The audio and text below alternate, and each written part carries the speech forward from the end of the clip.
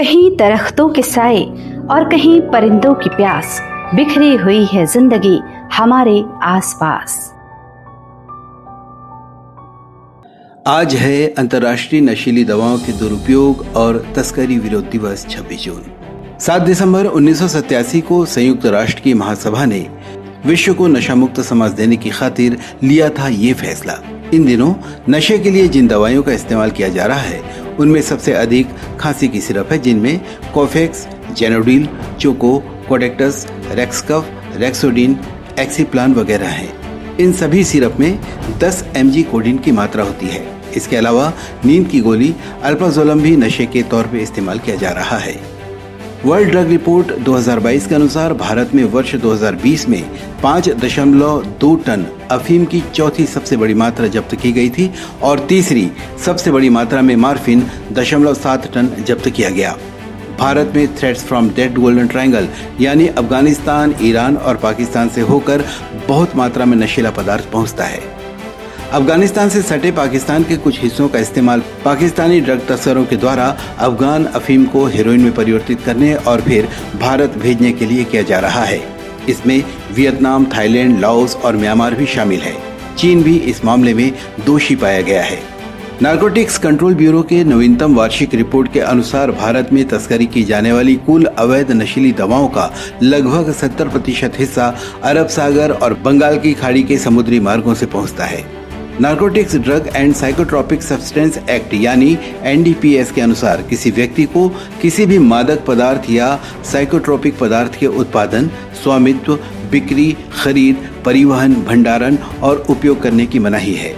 सामाजिक न्याय और अधिकारिता मंत्रालय ने 2018 से 2025 की अवधि के लिए नशीली चीजों की मांग को कम करने की योजना तैयार की है, जिसमें शिक्षा, जागरूकता, नशीली दवाओं पर निर्भर व्यक्तियों की पहचान कर परामर्श, उपचार और पुनर्वास का प्रावधान रखा गया है। इस दिशा में प्रयासरत सरकारी और गैर सरकारी संगठनों को इसके लिए प्रशिक्षण भी दिया जा रहा है। भारतीय तटरक्षक बल ने अवैध दवाओं की जब्ती के लिए श्रीलंका, मालदीव और बांग्लादेश के तटरक्षकों के अलावा सुरक्षा एजेंसियों के साथ भी उचित तालमेल स्थापित कर लिया है। नशीली दवाओं के खतरे से निपटने के लिए अंतर्राष्ट्रीय संधियां और सम्मेलन की भूमिका अहम होती है और भारत भी बहुत सी अंतर्राष्ट्रीय संधियों और सम्मेलनों का हस्ताक्षर करता है, जैसे नारकोटिक्स, ड्रग्स और ट्रांसनेशनल क्राइम के खिलाफ संयुक्त राष्ट्र कन्वेंशन।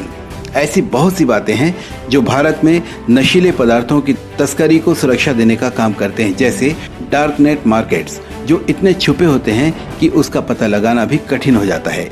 इस मार्केट ने पारंपरिक दवा बाजारों पर कब्जा बना के रखा है। कुरियर सेवाओं के माध्यम से क्रिप्टो करेंसी भुगतान और डोर स्टेप डिलीवरी ने डार्क नेट लेन देन को सरल बना दिया है।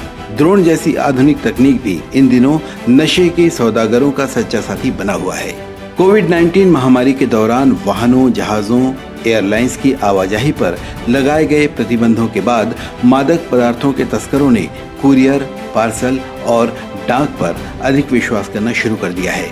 ये सभी दे रहे हैं नशे के कारोबार को सुरक्षा। ई-कॉमर्स डमी वेबसाइट बनाकर ड्रग्स का कारोबार करने वाले, वेबसाइट पर नकली उत्पादों को सूचीबद्ध करके ई-कॉमर्स वेबसाइटों के माध्यम से ड्रग्स बेचने वाले बड़ी मात्रा में गिरफ्तार किए जा रहे हैं। कनाडा, ऑस्ट्रेलिया, सिंगापुर, हांगकांग और कई यूरोपीय देशों में रहने वाले NRIs का भारत के स्थानीय ड्रग लॉर्ड्स और गैंगस्टर्स के साथ ड्रग कार्टेल संबंध भी दे रहा है ड्रग की तस्करी को बढ़ावा। इनका खालिस्तानी आतंकवादियों और पाकिस्तान के ISI के साथ संबंधों का भी पता चला है। मादक पदार्थों की तस्करी में स्थानीय गिरोह का उपयोग किया जा रहा है, जिनकी पकड़ धकड़ जारी है। ड्रग्स को देश में प्रवेश करने से रोकने के लिए सीमा पार तस्करी को नियंत्रित करने और ड्रग प्रवर्तन में सुधार जैसे उपाय किए जा रहे हैं। इस समस्या को पूरी तरह से हल करने के लिए भारत NDPS अधिनियम 1985 के तहत कठोर दंड लगाने जैसे उपायों को अपनाकर नशीली दवाओं की मांग को कम करने का काम भी कर रहा है।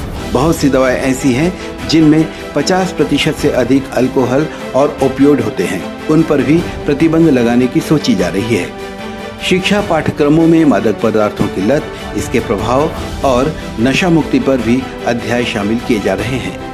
नशे के बढ़ते खतरों से निपटने के लिए सभी एजेंसियों के सम्मिलित और समन्वित प्रयासों की आवश्यकता होगी। रोजगार के अधिक अवसर पैदा करने होंगे, क्योंकि त्वरित और अधिक पैसा बेरोजगार युवाओं को ऐसे अवैध गतिविधियों की ओर आकर्षित करता है। सामाजिक संगठनों के द्वारा नशे के आदी व्यक्तियों पर ड्रग्स लेने के कारण लगे हुए लांछनों को दूर कर उन्हें समाज की मुख्य धारा में जोड़ने की जरूरत होगी।